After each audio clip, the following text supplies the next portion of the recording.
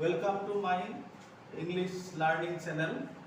আজি আমি টেন্সৰ বিষয়ে আলোচনা কৰিম অৰ্থাৎ চেপ্টাৰটোৰ নাম ইন্ট্ৰডাকশন টু টেন্সেস। আমি আলোচনা কৰি আছো প্ৰেজেন্ট ইনডিফিনিট টেন্স সম্পৰ্কে অৰ্থাৎ uses of present indefinite tense or simple present tense. Present indefinite tense or simple present tense. এই টেন্স সম্পৰ্কে জানিবলৈ হলে আমি কেইটামান বিশেষ কথা জানিব লাগিব অৰ্থাৎ এভরিডে এক্টিভিটিজ और डेली एक्टिविटीज और बोर्डत लिखि दिसु डेली एक्टिविटीज और everyday activities present habitual activities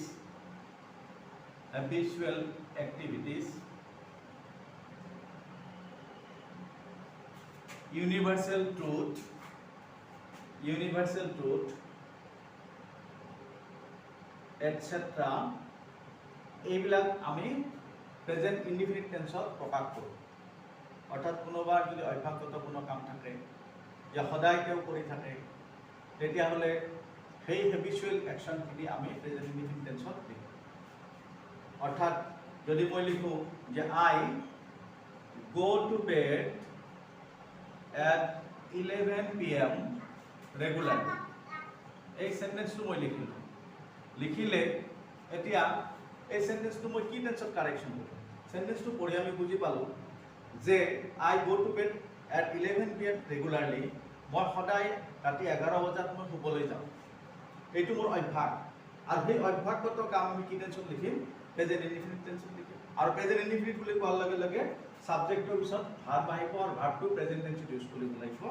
তাৰ আগতে আমি চাব লাগিব যে প্ৰেজেন্ট টেন্সত আমি লিখিলে এটা কথা আমি সদায় মনত ৰাখিব লাগিব যে যেতিয়া সাবজেক্টটো থাৰ্ড পাৰসন সিঙ্গুলাৰ নাম্বাৰ হয় তেতিয়া ভাৰ্বৰ সৈতে এস বা ইএস দিব লাগে, কিন্তু ইয়াতে দেখিছোঁ সাবজেক্ট আই আছে অর্থাৎ ই ফার্স্ট পারসনত আছে। গতিকে ইয়াক যদি আমি কারেকশন কৰি লিখোঁ তেতিয়াহ'লে লিখিম আই গোয়ে থাকিব, বাকীখিনি একে থাকিব।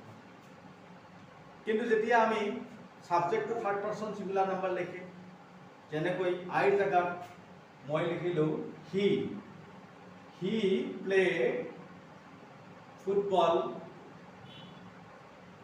এভৰি আফটাৰনুন, এইটো তেওঁৰ অভ্যাস, প্ৰত্যেক দিন আবেলি তেওঁ কি কৰে? ফুটবল খেলে। গতিকে এনেকুৱা কথা আমি প্ৰেজেন্ট ইনডিফিনিট টেন্সত লিখিম। কিন্তু এইবাৰ সাবজেক্টটো চাম, সাবজেক্ট কি আছে? হি আছে। যেতিয়া হি হ'ল থার্ড পারসন সিঙ্গুলার নাম্বার, গতিকে আমি আজি কি লিখিম?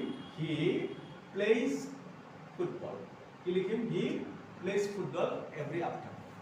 গতিকে মৰমৰ ছাত্ৰ ছাত্ৰীসকল, ভিউৱাৰ্ছ আৰু মোৰ ছাবস্ক্ৰাইবাৰসকল, আপোনালোকে চালে এতিয়া গম পাব যে প্ৰেজেন্ট ইনডিফিনিট টেন্সটো এটা বহুত ইম্পৰ্টেণ্ট টেন্স, যিটো টেন্সত আমাৰ বেছিভাগ ষ্টুডেণ্টে ভুল কৰে। কাৰণ ছাবজেক্টৰ পিছত ভাৰ্ব ঠিকেই লিখে, কিন্তু তাৰপিছত কি কৰে? যেতিয়া ছাবজেক্টটো সম্পৰ্কে অলপ চিন্তা চৰ্চা নকৰে, অৰ্থাৎ ছাবজেক্টটো কি পাৰ্চনত আছে সেই পাৰ্চনটো সম্পৰ্কে যেতিয়া চিন্তা চৰ্চা নকৰে তেতিয়া কিন্তু ভাৰ্বৰ ব্যৱহাৰত ভুল কৰি দিয়ে, অৰ্থাৎ ভাৰ্বৰ সৈতে এস বা ইএস নিলিখে। সেইকাৰণে এই নিয়মটো আমি এনেকৈ লিখিব পাৰোঁ যে প্ৰেজেন্ট ইনডিফিনিট টেন্সত আমি লিখি ল'লে আমাৰ মনত থাকিব প্ৰেজেন্ট ইনডিফিনিট টেন্সত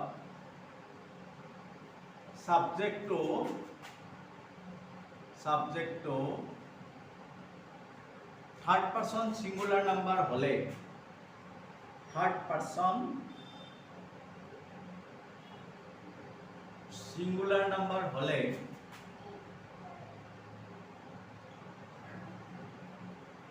মেইন ভাৰ্বৰ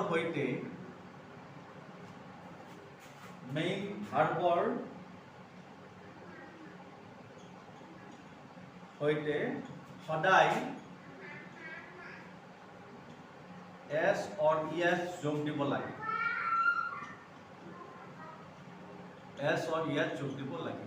এই কথাটো বহুত ইম্পৰ্টেণ্ট। আমি প্ৰেজেন্ট ইনডিফিনিট টেন্সৰ সেন্টেন্স লিখিবলৈ হ'লে সদায় এই কথাটো মনত ৰাখিব লাগিব। আৰু কালি পাৰ্চন সম্পৰ্কে মই এটা ধাৰণা দিছিলোঁ যে আই উই ইউৰ বাহিৰে আন সকলোবোৰ সাবজেক্ট কি? Third person. এইটো কথা আমি লিখি ল'ব পাৰোঁ যে আই উই ইউৰ বাহিৰে আন যিকোনো সাবজেক্টেই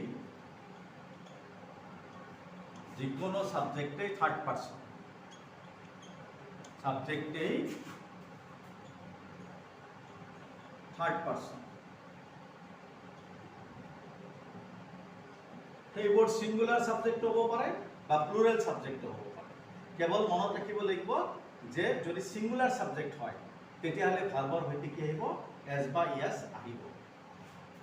ফৰ এক্সাম্পল আমি লিখিব পাৰোঁ the doctor examined patients every day।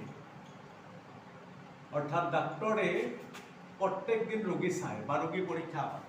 এই সেন্টেন্সটো যদি আমাক টেন্স কাৰেকশন কৰিবলৈ দিয়ে বা ভাৰ্বৰ কাৰেক্ট ফৰ্মটো লিখিব দিয়ে তেতিয়া আমি চাম যে এভৰিডে হোৱা কাৰ্য অৰ্থাৎ প্ৰত্যেক দিন হয় আৰু প্ৰত্যেক দিন বা দৈনন্দিন হোৱা কাৰ্যবিলাক আমি প্ৰেজেন্ট ইনডিফিনিট টেন্সত লিখিম। এতিয়া প্ৰেজেন্ট ইনডিফিনিট টেন্স মানে আমি কৈ থাকোঁ সদায় যে সাবজেক্ট পিছত ভাৰ্ব লিখিব লাগে, গতিকে সাবজেক্ট আছে ভাৰ্ব আছে। এতিয়া এক্সামিনৰ লগত এছ বা ইয়াস হ'বনে নহ'ব সেইটো চাব লাগে।